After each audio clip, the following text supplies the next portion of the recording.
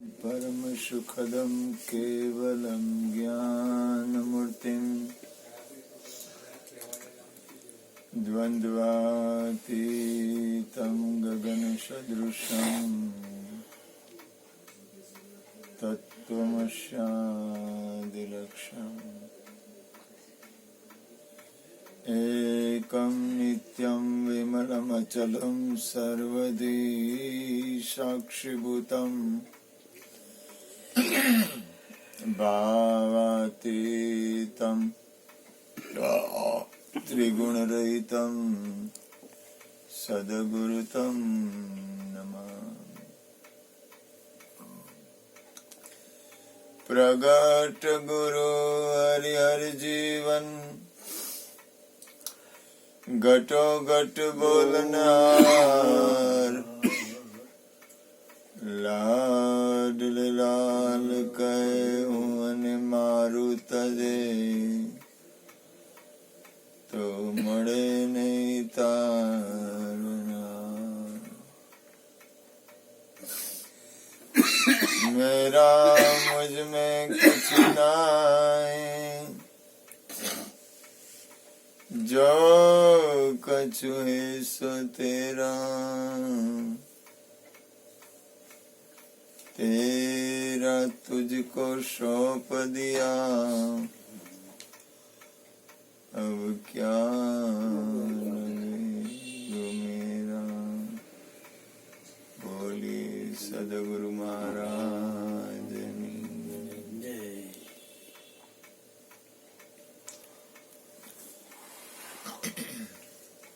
મનુષ્ય જન્મ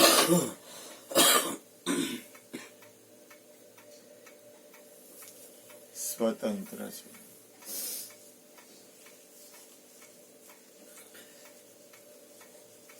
દરેક પોતપોતાની પ્રકૃતિ, સ્વભાવ, હાલવાની રીત, અંદરની સ્થિતિ એ પ્રમાણે હાલે છે.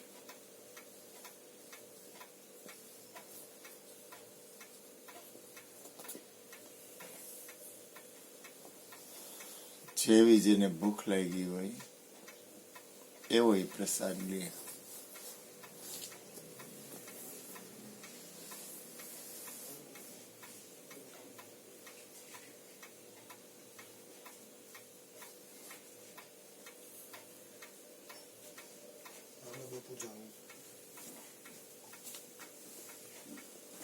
બસ ત્યાંથી લાગે ન લાગતો હવે ફાળ પોસ્યા મૂકી દેવાના.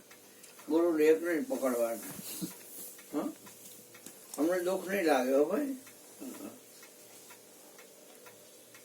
પોતાની અંદરની સ્થિતિ એક તો તમે સેવા કરતા હોય ને પાછા અમે ગાયરવાડી કરી એના કરતા એકને લાગી લ્યો બસ.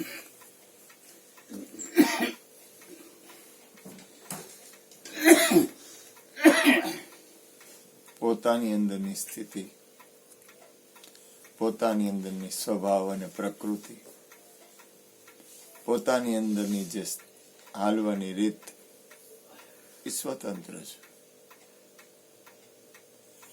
કોઈને પરાણે કાંઈ કહેવાય નહીં, કારણ કે જેને જે રીતે હાલવું હોય એ રીતે એ વ્યક્તિ એમ હાલે છે.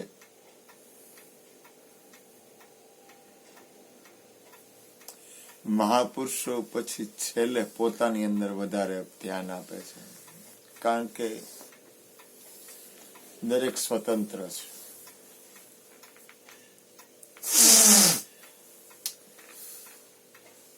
દરેક બરોબર જ છે, કોઈને કઈ કહેવા જેવું નથી. બાકી પરિણામ તો કઈ છે નહીં. પરિણામે સંસાર છોડવો પડશે. એ તો સ્વતંત્ર વાત છે. કદાચ રાખવો હોય તો રાખી શકે, પોતાની વાત છે, એમાં મારું કઈ ન હાલે. ઘણા કે શરીર છૂટ્યા પછી મારે સંસાર રાખવો છે તો રાખી શકે, એમાં મને કઈ વાંધો નથી. જેવી જેની પોતાની અંદરની સ્થિતિ.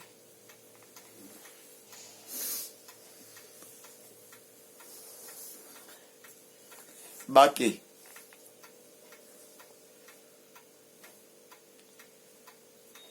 જગતમાં સાર મારા માટે તો નથી, તમારા લોકોની કઈ હું કઈ ન હગું. તમને જેમ અનુકૂળ લાગે એમ જીવો. તમે સ્વતંત્ર છો. હું કોઈનો માલિક નથી, તમે તમારા માલિક છો. તમારી માલિકીની ચીજ છે. તમારે જેમ ઉપયોગ કરવો એમ તમારા જીવનનો ઉપયોગ કરી શકો. તનથી કરો, મનથી કરો, બુદ્ધિથી કરો, વિચારથી કરો, અંતઃકરણથી કરો, ચિત્તથી કરો, ત્યાગથી કરો, ભોગથી કરો. મારે કઈ મતલબ નથી. તમે તમારા જીવનને તમને જીવતા આવડે છે એ રીતે તમે જીવો છો. બધા દરેકને પોતાને પોતાનું જીવન જીવતા આવડે જ છે. કીડીને આવડે, મકોડાને આવડે, તો માણાને તો આવડે જ ને. ઢોરને આવડે છે, પશુ પંખીને જીવતા આવડે, તો માણાને તો આવડતું જ હોય. અને એના લખણ પ્રકૃતિ એટલે લખણ, હું ખુલ્લું બોલું, એના લખણ પ્રમાણે એ જીવે છે. એમાં મારું શું હાલે? મનુષ્ય દેહ પરમાત્માએ એટલી બધી કરુણા કરી છે કે સ્વતંત્ર બનાવ્યો. સ્વતંત્ર બનાવ્યો એનો અર્થ એ છે કે એને જેમ હાલવું એને એમ હાલે. એનું નામ સ્વતંત્ર. દરેક જીવ પછી હું કહું એમ હાલે એવું બની જ ન હગે. કારણ કે એની મૂળ પ્રકૃતિ છે ને એ પ્રમાણે જ જીવ ગતિ કરે. છતાંય સત્સંગથી થોડોક પ્રેમ છે એટલું સારું કહેવાય. ભજનથી પ્રેમ છે એટલું સારું છે. પ્રભુના નામથી પ્રેમ છે એટલું સારું છે. પણ એક વસ્તુ નિશ્ચય છે, એક દી બધું છોડવું પડશે. હાલશે જ નહીં. નહીં છોડે તો છૂટી જાય. માને તોય ભલે, ન માને તોય ભલે.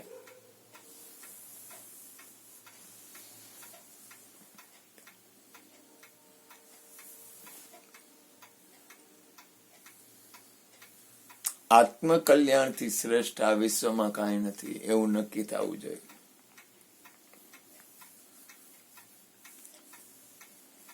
ખોટું ખોટું ભજન કરતા શીખી જાઓ.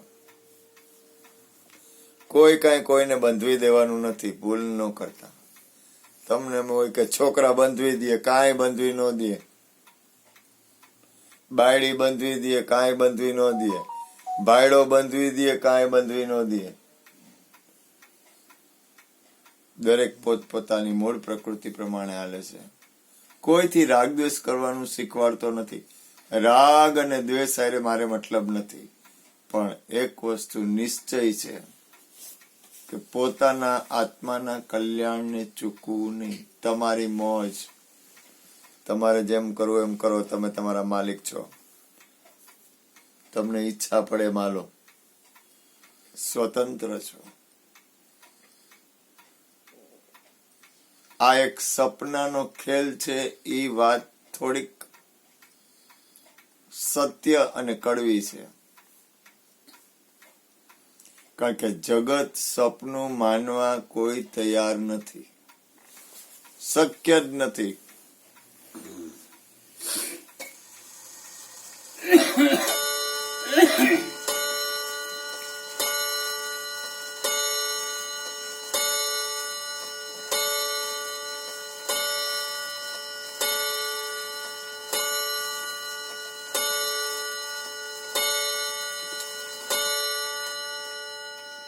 જગતને સપનું માનવું એના માટે તૈયારી બહુ કરવી પડે.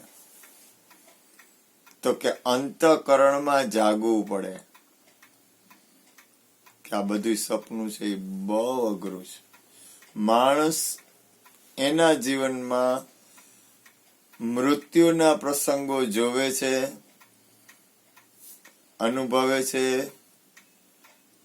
ખબર છે, છતાંય એનાથી પોતાના માટેનું કાંઈ કરી શકતો નથી. એટલો બધો એ જાગૃત નથી રહેતો. એમ કોઈને આંગળી ચીંધીને કહેવાનું નથી થતું, પણ પ્રસંગ એવો બન્યો હોય છતાંય એ પાછો ટૂંક સમયમાં જ છે એમ જ બની જાય છે. એને કઈ મતલબ નથી. એના જે મૂળ લક્ષણો હોય એ પ્રમાણે હાલવા માંડે છે. જીવનના પ્રસંગો જ્યારે થોડીક વાર, જ્યારે મૃત્યુના પ્રસંગો બને છે ત્યારે જરાક વાર પૂરતી ખોટી જરાક વાર અસર રહે છે, બાકી કઈ મતલબ નથી. એક રમત છે અને એ સારું છે. અસર નો રહે એવું હું એમ નથી કહેતો, અસર રહેવી જોઈએ. શોક મગ્ન બનવાનું નથી કહેતો, પણ જાગવું તો જરૂરી છે કે મારા માટેનો આ પ્રસંગ એક દી નક્કી છે. મનુષ્ય જન્મ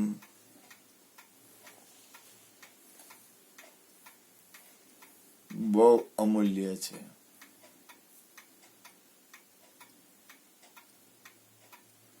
એમાં જીવનનો બને તો સદુપયોગ કરવો જોઈએ.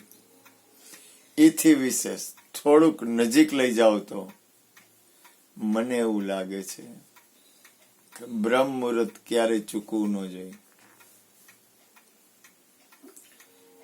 કારણ કે આ વિશ્વના જેટલા જેટલા સત્પુરુષો છે એ બધા બ્રહ્મ મુહૂર્તમાં જાગ્રત હોય છે, નિરંતર જાગ્રત હોય છે, પણ બ્રહ્મ મુહૂર્તમાં એની આપણને કરુણા મળતી હોય છે. આવો મારો ભાવ છે. દરેક સ્વતંત્ર છે, કોઈને કઈ કહું નહીં. તમારી ઈચ્છા પડે માલો, ખાઈ પીને હુઈ જાઓ, મારે કઈ ફેર નહીં પડે.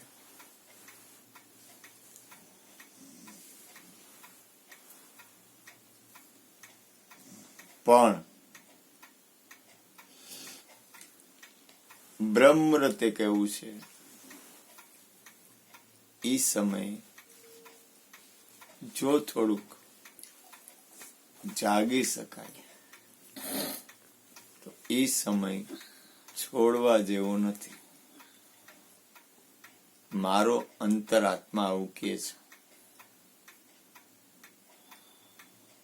કારણ કે ઈ સમયમાં ટોટલ પોઝિટિવ, શુદ્ધ અને લૌકિકથી થોડુંક ઉપર ઉઠેલું વાતાવરણ હોય છે. એનો સદુપયોગ મનુષ્ય શરીર છે ત્યાં સુધી જ થાય. શરીર છૂટી ગયા પછી જૈસે જિનકી ચાકરી વૈસા ઉनको દેત.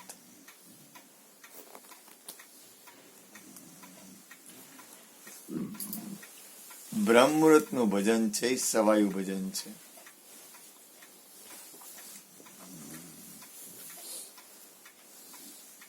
હું તો અહીંયા સુધી કહું કે એક સેકન્ડ પણ બગાડવા જેવી નથી.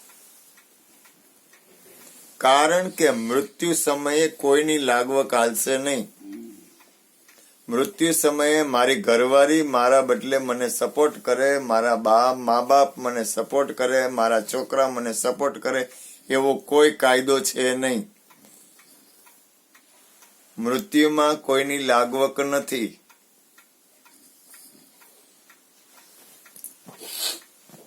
અહીંયા કોઈ સગાવાલાનો સાથ નથી કે આ મારા હગા છે એટલે મારું મોત આવશે એટલે મારા હગાવાલા મને સાથ આપશે. વધુમાં વધુ સાથ કાગળિયાનો આપે અને કાં તમને સંસારની વાતોનો સાથ આપે. એ તમને પરમાત્માના રાહમાં સાથ નો આપી ગયા કોઈ નહીં.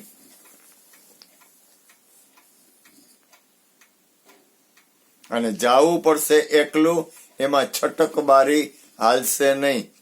દેવદાનભાઈ કે મારી બદલે મારો દીકરો જાય તો દીકરો કહી દે બાપુજી તમે બહુ કર્યું, હવે તમે જાઓ. એમાં કઈ તમારો ભાવ પ્રેમ સાચો, પણ એમાં કઈ મારી લાગવક ન હાલે. તમે મહેનત કરી, તમે જ જાઓ. દીકરો ના પાડી દે, ગેરંટી. ગમે એટલો દેવદાનભાઈ ને પ્રેમ હોય ને તો એ કહી દે બાપુજી ઈ તો એમાં તો હવે હું તમારી બદલે કઈ ન કરી શકું, તમારે જ જવું પડે. પ્રેમ હતો બાપુજીનો તો કઈ ઘટે નહીં, પણ એ બાપુજીનો હતો. ક્યાંય રોકાવા જેવું નથી આત્મકલ્યાણ સિવાય. દરેક જીવનું ભલું કરો, આત્મકલ્યાણ ચૂકોમાં, નેતર ટાણું આવશે ને ત્યારે ચૂકી જવાય. મારે કાંઈ મતલબ નથી, માનવું ન માનવું તમારી ઈચ્છાની વાત છે.